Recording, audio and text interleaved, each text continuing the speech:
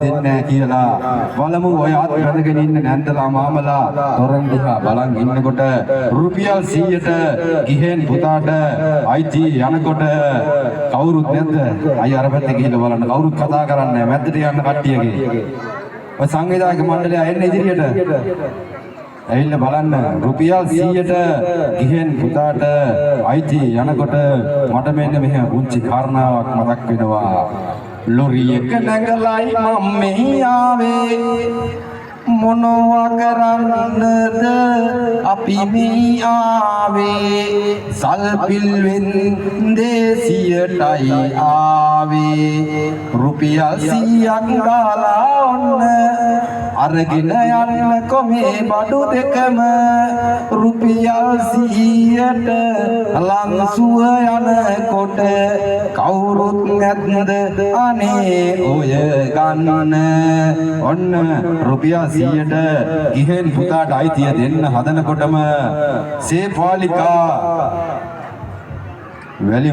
මඩේ ආයද වැලි මඩ රුපියල් 100ක් දාලා රුපියල් 200ට ඉල්ලනවා සේපාලිකා අක්කට ලංසුව රුපියල් 200ට යනකොට ගිහෙන් පුතා මොකද කියන්නේ දුවගෙන ඇවිල්ලා අයියට රුපියල් 100ක් දීලා කිව්වට රුපියල් 200ට බීම බෝතලේ චොකලට් බිස්කට් එකටයි ඈවර එකක් ඉවර කරනවා රුපියල් 200ට ඈවරයි රුපියල් 200ට ඈවරයි රුපියල් 200 ඩ්‍රයිවර් එක අවසන් කරනවා රුපියල් 200ට ඩ්‍රයිවරයි රුපියල් 200ට ඩ්‍රයිවරයි රුපියල් 200ට ඩ්‍රයිවර් එකක් අවසන් කරනවා සේපාලිකා අනිකට රුපියල් 200ට චොකලට් බිස්කට් එකයි බීම බෝතලේ පහේ ඉඳන් එකට ගණන් කරනවා කවුරුත් රුපියල් 100ක් දීලා ඉල්ලන්නේ නැත්නම් මේක හමාර කරනවා 5යි 4යි 3යි 2යි රුපියල් 200ට සේපාලිකා අක්කට ඔන්න දෙනවා ඔය පැත්තේ කවුරුත් නැද්දයි ඔන්න වලේ අද දවසේදී ඔබට පුළුවනි භූත මන්දිරේ නරඹන්නට මේ තොරන් රාජයා පිළිපසින් ගොස් ඉහළ කඳුමුණ මුදුනට ගොඩ වුවාම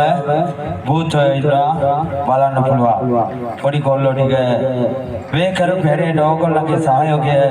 ඔබට ලබා දෙන්න කියලා කරුණාවෙන් සිහිපත් කරන ගමන් භූත මන්දිරේ නරඹලා ශාස්ත්‍ර බීතිය කුතුහලයේ දනවන යක්කු ටික බලාගෙන එන්න පුළුවන් අද දවසේදී ඕගොල්ලන්ට එසේනම් ආරම්භ කරලා තිබෙන්නේ බීම බෝතලයයි බිස්කට් එකයි සේපාලිකාට තමයි රුපියල් 200ට අයිති තියෙන්නේ